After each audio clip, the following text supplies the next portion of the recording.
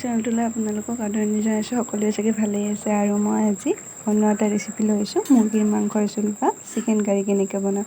আমি ঘৰতেই এনেকুৱাকৈ সহজভাৱে খাওঁ আৰু সহজতে হৈ যায়। জোলবিধনো কেনেকৈ বনাওঁ, মুৰ্গীৰ মাংসনো কেনেকৈ এনেকুৱা জোল বনাওঁ, তো চাই থাকক নতুন ষ্টাইলত। মই মাংস বনাবৰ কাৰণে এতিয়া ভালকৈ ধুই কিনে পিঁয়াজ কাটি ল'লোঁ। তাৰে পিছত আলুখিনিও মই ভালদৰে ধুই কিনে দেখিছে নহয়, দেখুৱাৰ ধৰণে সৰু কাটি ল'লোঁ।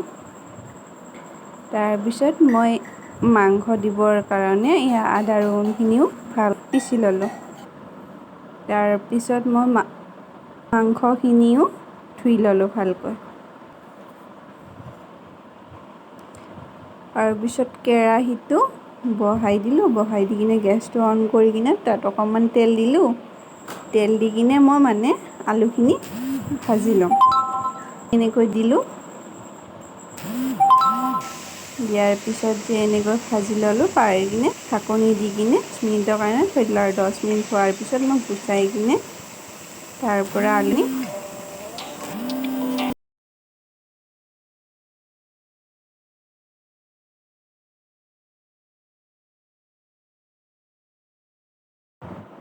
আলুখিনি আঁতৰাই ল'লোঁ।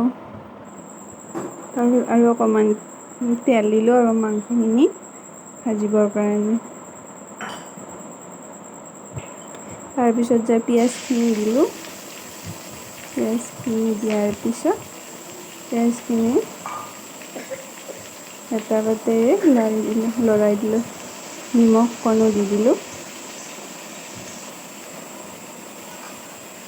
নিমখ দি কিনে ঢাকনি মাৰি থৈ দিলোঁ।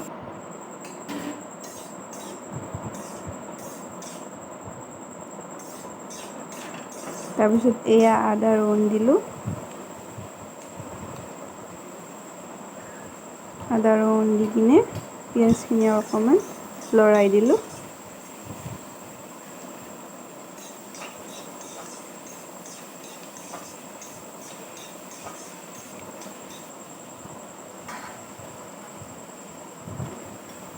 তাৰপিছত ইয়াত ধনিয়াৰ গুড়া দিলোঁ। ইয়াত জিৰা গুড়ি,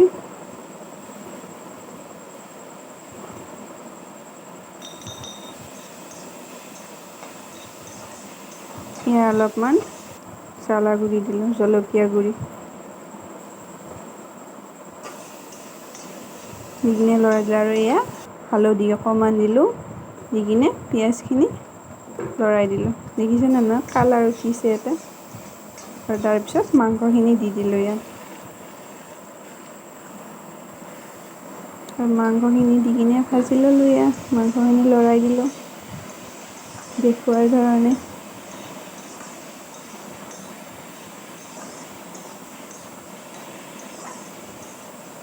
আৰু এয়া চয়া চচ অকণমান দি দিলোঁ। মাংসখিনি চয়া চচখিনি দি কিনে মাংসখিনি দেখাত ভাল হয় আৰু ধুনীয়া হয় আৰু টেষ্টি হয়। দি কিনে মাংসখিনি ভাজি ল'লোঁ। তাৰপিছত তাত আলুখিনি দি কিনে আৰু অকণমান লৰাই দি ঢাকনিখন দি দিলোঁ 10 মিনিটৰ কাৰণে।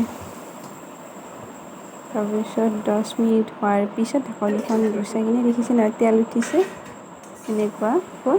তাৰপিছত আৰু অকণমান লৰাই দিলোঁ ভালকৈ, যাতে তলত নালাগে। আৰু এয়া অলপমান কালাৰ দিলোঁ, যাতে মাংসখিনি কালাৰ হয় ধুনীয়া এটা।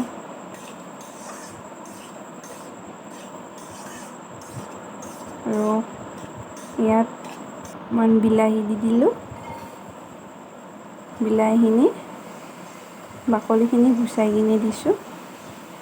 আৰু ইয়াত ঢাকনি মাৰি থ'লোঁ 10 মিনিটৰ কাৰণে। আৰু ঢাকনি গুচাই দেখিলেই নহয়, ইমান ধুনীয়া হৈছে, তেল ওলাইছে ইয়াত মাংসখিনি। ঢাকনি মাৰি থ'লোঁ আৰু ঢাকনি মাৰি এয়া ৰেডি হৈ গ'ল মাংসখিনি। কেনেকুৱা হৈছে বনোৱাত, হ'ব দিয়ক। আৰু এয়া পানী অকণমান দি কিনে মাংসখিনি ঢাকনি মাৰি থৈ দিম, তেতিয়া মাংসখিনি অলপমান জোল হয় আৰু। ঢাকনি মাৰি থৈ কিনে ইয়াত 15 মিনিট পিছত আৰু গুচাই থ'লোঁ। দেখিছে নহয় কিমান উতল আহিছে। আৰু আমাৰ ইয়াৰ মাংস ৰেডি হৈ গ'ল। আৰু মোৰ ব্লগটো বা মোৰ ভিডিঅ'টো ৰেচিপিটো চাই কিনে যদি ভাল পাইছে তেনেহ'লে মোৰ ভিডিঅ'টো ছাবস্ক্ৰাইব কৰি দিব আৰু ভিডিঅ'টো চোৱাৰ কাৰণে থেংক ইউ।